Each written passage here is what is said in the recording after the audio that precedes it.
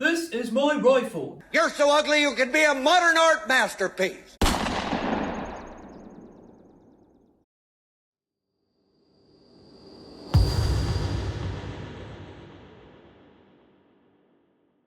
Hey guys, it's Robin here from Team Foxer, back with some more ratting action, courtesy of Wolverine Vermin Shooting. So if you're a fan of the footage you're going to see in this video, then you'll find more action from the team through the link in the video's description.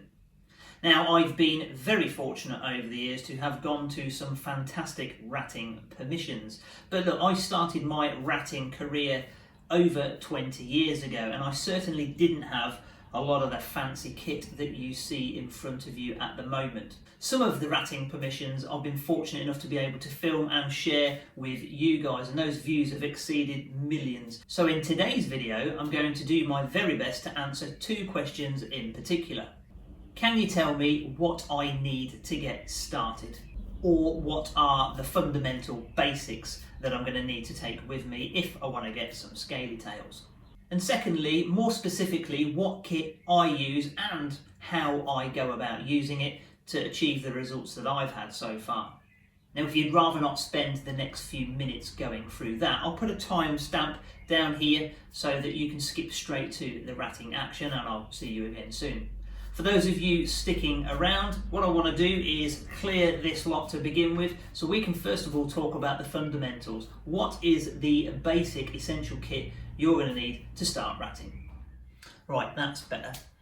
Okay, so the first thing you are going to want to get yourself is an air rifle. You don't necessarily have to have a pre-charged pneumatic, a rifle with a cylinder that is often multi-shot. You can use a Springer. Many years ago, I had some fantastic ratting sessions with a BSA Lightning, which was a phenomenal little spring-powered air rifle. Single shot, and that's the downside with those. But they are relatively inexpensive, and you don't have to have an air source. This is my rifle. I'm sure that's off of a film somewhere. This is my rifle. There are many like it, but this one is mine. This is my rifle. There are many like it, but this one is mine. It's the Air Arms S510 Extra FAC, and yes, it's an FAC rifle, but there is a good reason for that. I don't just shoot rats indoors, and the power on this rifle is adjustable. Anything from 9 foot-pounds all the way up to 33 foot-pounds, which is powerful enough to take rabbits at 60 or even 70 yards. So for now, this is the only rifle I've got, so let's just say that you've got your chosen rifle, be it a spring-powered or a pneumatic rifle. The next thing you're going to need is some form of lamping kit, enabling you to be able to see through your rifle scope during darkness. I certainly wish these were around 20 years ago when I was still shooting rats with a lamp. This here is a phenomenal little hunting package. It's under £100 and it's OPRO's KL52 Plus hunting kit. I'll briefly show you the bits and bobs that come in the box and then mount it on the rifle and show you how I was shooting rats perfectly well enough with my old Air Arms S410 many years ago. Now, rats tend to come out at night. You can sit there and snipe several rats during the daytime, but if you want to get good numbers and take advantage of the darkness, you either need a lamping kit or night vision. Right, well, there we go. The torch is already on the rifle. That only took a minute. It's a lightweight little package. This comes complete with the figure-of-8 clamp to be able to mount the torch onto your scope, and then it has a rat's tail switch with a pressure pad so that you can actually put the torch on with ease. The other quite cool thing about this setup is that you can focus the beam, so you can just change the tightness of the spot very easily by twisting that, and that is your daytime rifle now set for night hunting. Right, so you've got your rifle. You can now scan along and shoot some rats. The downside is you need to be able to hold your gun very steady unless you've got something to rest your rifle on. As many of you will have seen, I use the Primos trigger sticks nowadays, but in years gone by I never had that. So what I used to do is I kind of perfected an art of nestling my elbow into my hip and holding the rifle between my, well, basically like this, and then I would take the shot like so. Control your breathing. If I'm honest, I would probably struggle to do that now. I would always recommend using a pair of shooting sticks. The reason I like the Primos trigger stick system, height adjustable and also pivotable, although they don't tend to work too well on shiny laminate floors. But you can pivot around, keep a very steady platform, light up what you need to shoot and take your shot. So really, in a nutshell, other than your rifle, something to illuminate your quarry and something to keep it steady, is there anything else you would really need as an absolute necessity? Well, I would say yes, there is. First one, a head torch. You don't necessarily need a fancy one like this. I made do with a £12.99 one off of eBay for many years, but this lightweight one from Olight is phenomenal. One of the other bits of kit that I've always found incredibly useful, and I've had this one for a good number of years. You can probably see it's quite well worn and battered, but it's a good lamping torch. I use this to spot quarry. It might be the eye shine of rabbits or indeed rats. When you use a red lamp such as this one, or like the one on the rifle, what you're looking for is, I used to call it, you're looking for that gem. When you see a rat's eye or rabbit, or in certainly a fox's case, you will see a lovely bead of light shining back at you, and that's what you will train yourself to hone in on. Right, so I believe we've arrived at the bare necessities for ratting. You've got yourself a rifle, be that a spring-powered air rifle or a pneumatic rifle such as this one. We've got a system to be able to take that day shooting setup and turn it into a night shooting system from the help of something like this, the very handy Oprel KL52.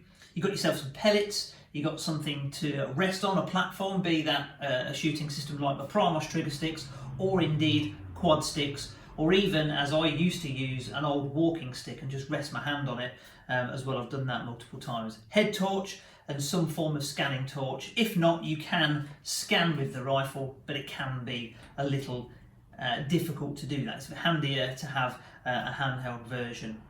One other thing you will want, and this is regardless of to how good your kit is really, is one of these. This is a spare one I keep in the truck, but these things pretty cheap and inexpensive, 5-6 quid from a DIY store, to be able to pick rats up. You don't certainly want to be touching them with your hands, and they're quite handy if you've shot a rat in an awkward place to be able to pull it out so you can discard of them as you wish. Right, let's now kick things up a gear and talk about night vision, and we're going to switch over to the setup I use. Okay, so let's just say your pockets are a little deeper and you want to take advantage of night vision for shooting rats. A lot of you probably recently would have seen that a lot of the rat shooting videos I filmed using the Pard 007. This add-on unit is very good for the money. The only drawback to this unit is you have to look through the eyepiece, which in itself isn't that alien because you're probably used to looking through the scope anyway.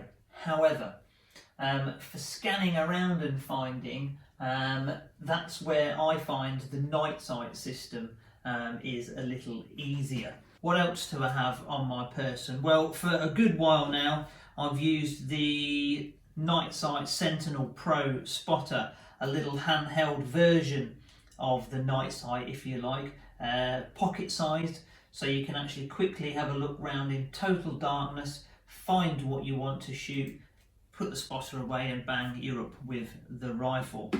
I will always carry though, and I do carry, the KL52 in my pocket because it's always very handy to have an additional light as a backup should that fail, and again just for finding things, a secondary torch as well as your headlamp is very good indeed. And once again now moving on slightly, thermal.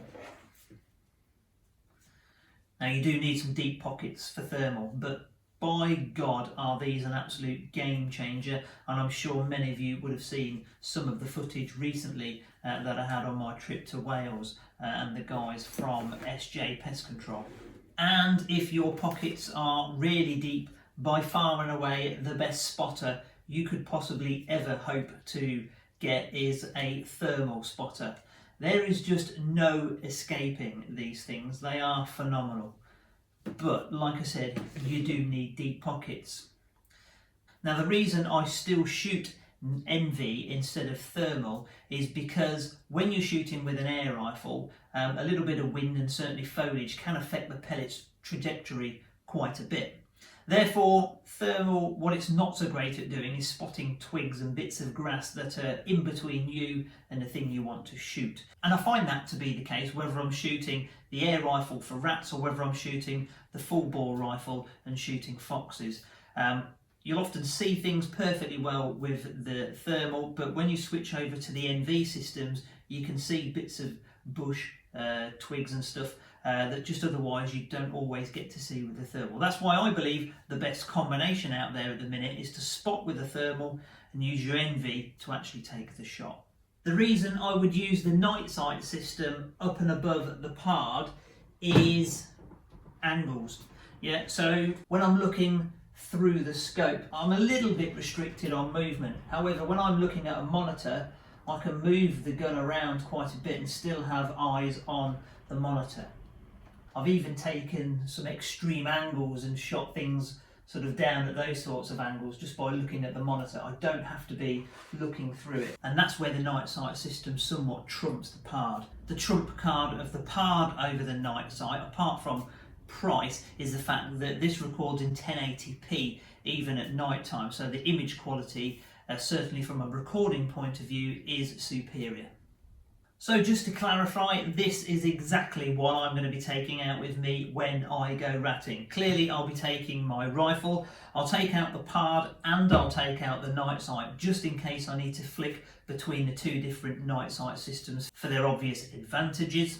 Nowadays I am not leaving home without my thermal spotter. There is no way after having one of those you can go back to using anything else. I will, however, always also take my KL52 hunting torch because it is a brilliant little torch and a handy thing just to have in the pocket. My Primos trigger sticks, my head torch, and clearly other kit such as boots, warm jacket, pellets, etc, etc. And there we go, that's my essential and basic kit list. Hopefully you found something in that segment useful. If you didn't, I'm sorry I wasted a couple of minutes of your life. Hopefully we can make up for it by killing a few rats.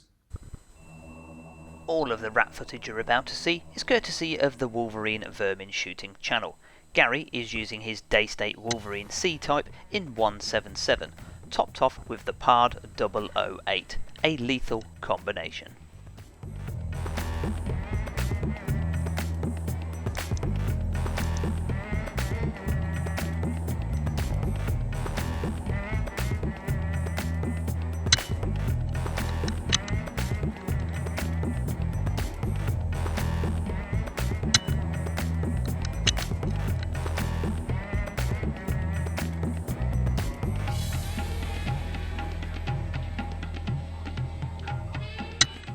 This spot in particular would prove very fruitful for Gary. Much like my war trenches in my videos, rats just seem to keep coming out of this same place.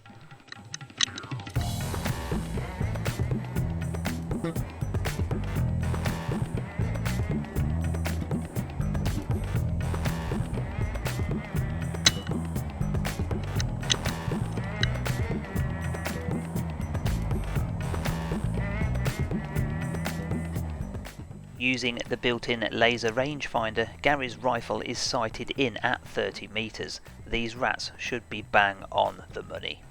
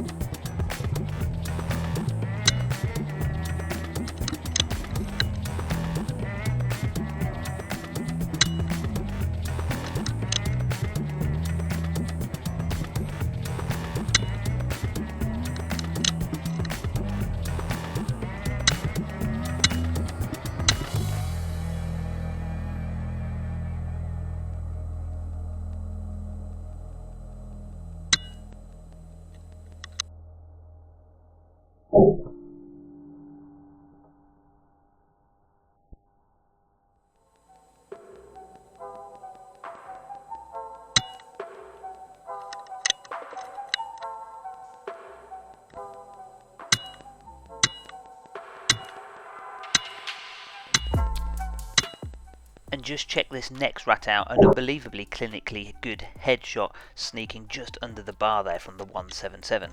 Here's a few more.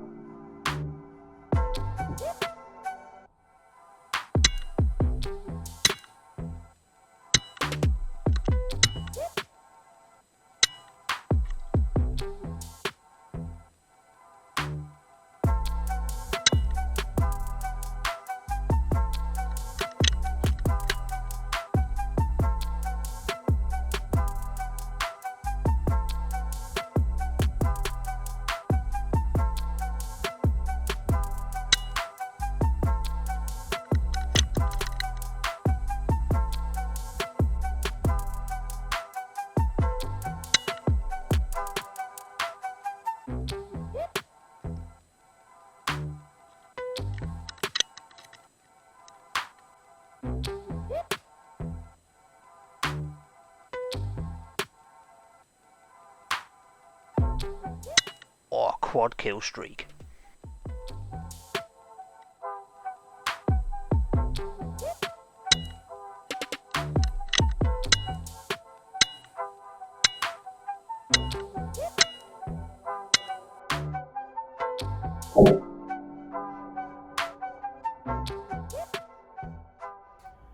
Thank you very much for watching. Don't forget you can see more from Wolverine Vermin Shooting by following the link in this video's description. For now, take care, stay safe, and as always, happy shooting. I'll see you in the next one.